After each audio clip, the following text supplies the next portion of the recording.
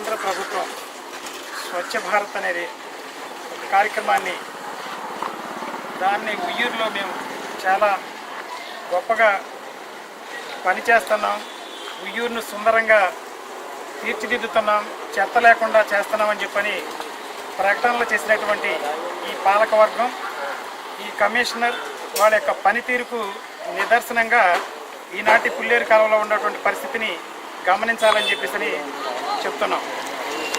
ముఖ్యంగా ఈ యొక్క నీటిపారుదల శాఖ మంత్రి మరి దేవినేని ఉమామహేశ్వరరావు గారు నిర్వహించేటువంటి కాలువల్లో మరి విపరీతమైనటువంటి చెత్త చెదారం పూర్తిగా నిండిపోయి మరి దిగువన ఉన్నటువంటి బందర్ సాయిని ఉన్నటువంటి వారికి తాగునీరు మరి ఇదే కాలువ నుంచి ఇవ్వాల్సిన అవసరం ఉందనే విషయం ప్రభుత్వానికి కూడా తెలుసు. మరి అటువంటి త్రాగునీరుని కలుషితం చేస్తున్నా కూడా ఈ ప్రభుత్వం చూస్తూ చూడనట్లు వ్యవహరిస్తుంది.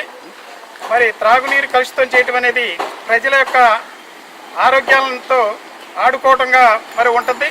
మరి వారు ఈ యొక్క విషయాన్ని గుర్తించాలని, అలాగే ప్రధానంగా ఉయ్యూరులో ఉన్నటువంటి కమిషనర్ గారు అంటే వీధి దీపాలు వెలగట్లేదు, ఎక్కడ చూసినా చెత్తే ఉంటుంది, ఎక్కడ చూసినా రోడ్లు గుంతలమయం.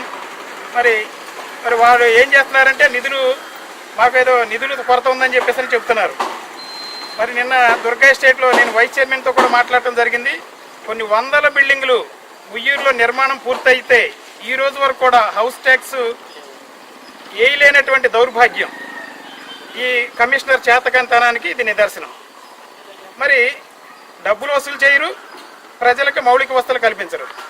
మరి ఈ విషయాన్ని ప్రజలంతా కూడా అనేక మంది అనేక రకాలుగా ఫిర్యాదులు చేస్తున్నప్పుడు కూడా మరి పారిశుధ్యం చాలా దుర్భరంగా ఉంది.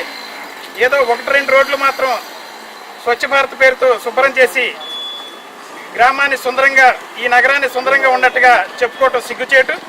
మరి వీరంతా కూడా మరి స్వయంగా ఏదో మీడియాలో మాట్లాడటం కాకుండా ప్రతి వార్డులోనూ ప్రతి బజార్లోనూ కూడా తిరిగి వాస్తవ పరిస్థితులను గమనించి మరి పారిశుధ్యాన్ని మరింత చర్యలు చేపట్టి మరి ప్రజల యొక్క ఆరోగ్యాన్ని కాపాడటానికి చర్యలు తీసుకోవాలని చెప్పి నేను మున్సిపాలిటీ వారిని డిమాండ్ చేస్తున్నాను.